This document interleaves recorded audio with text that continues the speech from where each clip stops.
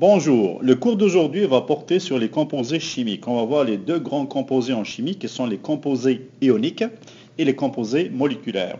Donc les composés ioniques feront l'objet de cette vidéo et les composés moléculaires feront l'objet de l'autre vidéo ou de la prochaine vidéo. Alors commençons par les composés ioniques. Alors comment un composé ionique peut-il se former? Alors rappel, quand un composé c'est une substance qui est formée au moins de deux atomes. Alors, quand un atome gagne ou perd des électrons, le nombre d'électrons va changer et l'atome n'est plus neutre. Parce qu'un atome dans le tableau périodique, c'est un atome neutre. Ça veut dire qu'il y a autant de protons que d'électrons, autant de charges positives que de charges négatives. Si un atome gagne des électrons ou perd des électrons, il devient un atome non neutre, donc un atome qu'on appelle chargé. Cet atome chargé, on l'appelle un ion. Alors rappelez-vous, un atome chargé, ça veut dire un atome qui perd ou gagne des électrons, c'est un ion. Donc il faut noter que la charge d'un ion est égale à la somme des charges de ses protons et de ses électrons. Alors prenons un exemple pour comprendre. Si par exemple je prends un ion de sodium qui a 11 protons, donc le sodium, si vous regardez dans le tableau périodique, il en a 11 protons, toujours 11. Ça ne peut pas changer. Les protons ne changent jamais, c'est le nombre d'électrons qui vont changer ou bien le nombre de neutrons. Dans ce cas-là, on parle des composés ioniques, donc on parlera du changement au niveau des électrons. Alors, un ion de sodium a 11 protons et 10 électrons. Ça veut dire que ce sodium, il devrait normalement avoir 11 électrons, parce que s'il est neutre, il devrait avoir 11 électrons et 11 protons. S'il perd un électron, donc il va avoir 10 électrons. Il avait 11, il en a 10. Donc si je regarde la somme entre les deux chiffres, 11 moins 10, ça va donner plus 1. Donc la charge du sodium, c'est plus 1. Donc on écrit sodium Na+. On n'a pas besoin d'écrire le 1. C'est de là que viennent les charges que vous voyez dans le tableau périodique. Alors exemple ici, vous voyez ici l'atome de lithium. Si je regarde dans le tableau périodique, le lithium a 3 protons. Donc quand il est neutre, il doit avoir 3 électrons. La charge est de 0 puisqu'il est neutre. Donc le lithium perd un électron. En perdant un électron, donc il va avoir 3 moins 1, il va avoir 2 électrons, comme vous le voyez ici. Donc la différence entre les deux, on a 3 plus, donc plus 3 moins 2, ça donnera plus 1, ou bien 1 plus, la charge est de 1 plus, donc on va écrire lithium plus, comme vous le voyez ici. Donc on peut définir un atome qui perd des électrons, dans le cas de lithium et du sodium, on les appelle des cations. Alors un atome qui perd des électrons, donc qui devient positif, comme ici avec le lithium, s'appelle un cation. Donc un cation est un ion qui est chargé positivement, retrouvé lorsqu'un atome perd un ou plusieurs électrons. Donc s'il perd un électron ou bien plus, on l'appellera un cation. Alors on vient de le dire, le sodium, il perd un électron, il devient donc un ion positif. Et un ion positif, c'est un cation. Les anions, c'est le contraire. Au lieu de perdre des électrons, les anions vont tout simplement gagner des électrons. Alors, un anion, c'est un atome qui est chargé, c'est un ion toujours, mais qui gagne des électrons. Donc, sa charge est négative. Donc, dans ce cas-là, il gagne des électrons. Donc, la charge négative est supérieure à la charge positive. Alors, regardez bien l'exemple ici. Excusez.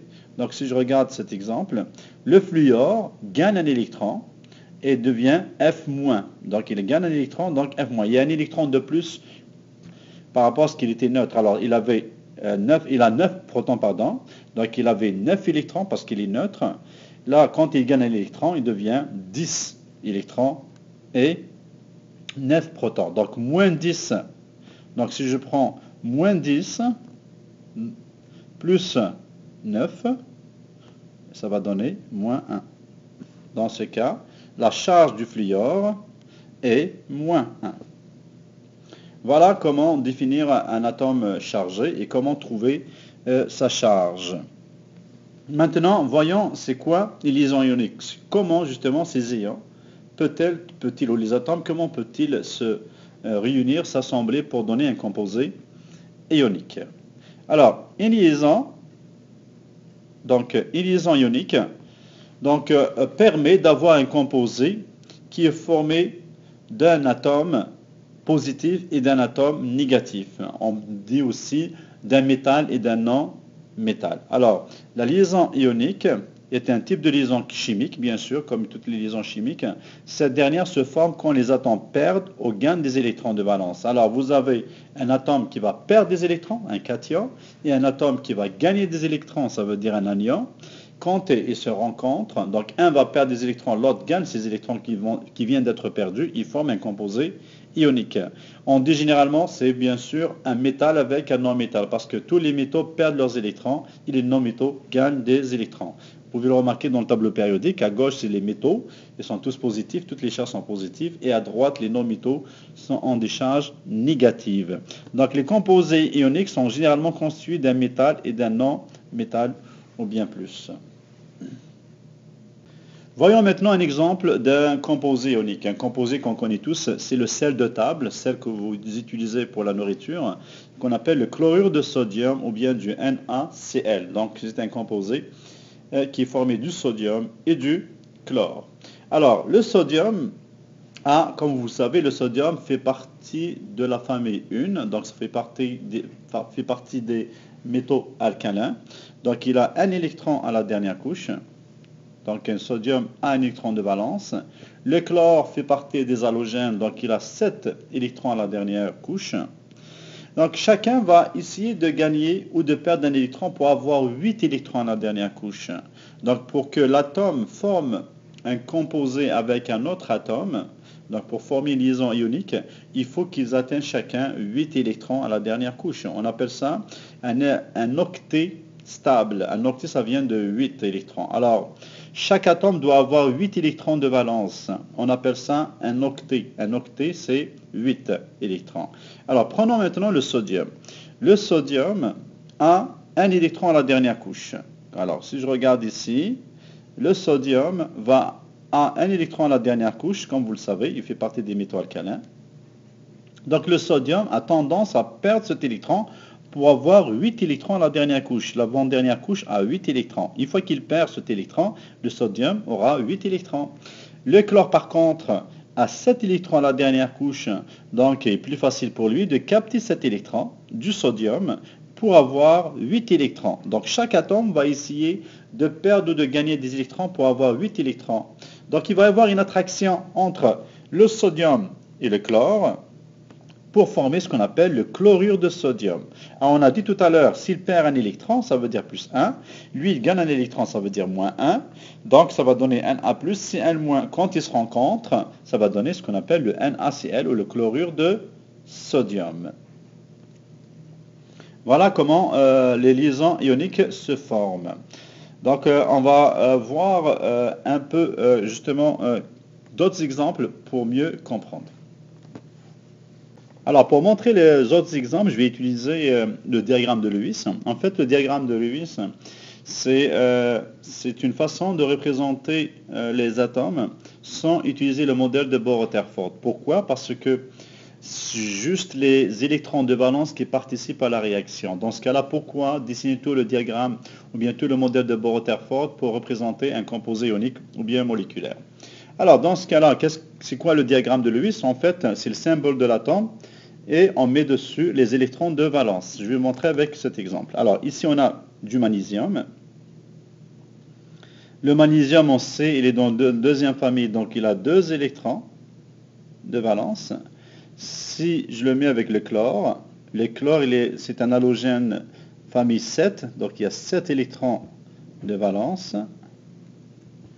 Alors, qu'est-ce qui va se passer? Comme je l'ai dit tout à l'heure, chaque atome va essayer d'avoir 8 électrons. Donc, le magnésium va perdre un électron pour le donner au chlore pour avoir 8. Donc, le chlore est content, il a 8 électrons. Sauf que, comme vous le voyez ici, le magnésium, il lui reste un électron. Il n'est pas très content, donc il n'est pas stable. Il faut qu'il perde le prochain électron. Pour ce faire, il faut un autre chlore pour satisfaire le magnésium. Donc, il faut dessiner un autre atome de chlore, mettre 7 électrons comme le diagramme de Lewis le dit. Donc, on a 7 électrons de valence. Donc, comme vous voyez, il a besoin d'un électron pour avoir 8, le chlore. Donc dans ce cas-là, je vais envoyer l'électron du magnésium qui reste pour satisfaire le magnésium. Dans ce cas, le magnésium a maintenant 8 électrons de valence. 8 électrons, voilà, c'est ça, 8 électrons de valence, c'est-à-dire 8 électrons à la dernière couche. Alors n'oubliez pas que l'avant-dernière couche, il y a 8 électrons. Donc ici, tout le monde est content, chacun a 8 électrons. Donc on peut écrire la formule en fait chimique, c'est pour ça qu'on peut écrire les formules chimiques à partir de cette écriture. Alors on a un magnésium, comme vous le voyez, pour 2 chlores. Donc on écrit MgCl2. Voilà comment on peut trouver la formule chimique d'un composé ionique. On va aussi utiliser un autre exemple et passer à autre chose après. Alors prenons un autre exemple. Alors ici on a du calcium avec de l'oxygène. Alors rappelez-vous, un composé ionique, un métal avec un non-métal ou bien positif avec le négatif. Alors le calcium a 2 électrons à la dernière couche. Il est dans le groupe 2 ou la famille 2. L'oxygène on a 6, il est dans la famille 6. Donc 6 électrons à la dernière couche. Alors ici le calcium va donner son électron à l'oxygène. Il va donner l'autre parce que l'oxygène on a besoin de 2 pour avoir 8. On a 6, on ajoute 2, ça va donner 8. Donc ça donnera du cas de CaO. Dans ce cas on attend pour atome. Et là vous avez la formation bien sûr des ions. Lui il a perdu 2. Donc c'est Ca2+. Et l'oxygène on a gagné 2, CO2 de moins. Donc ça c'est un cation. Lui c'est un anion, un atome négatif.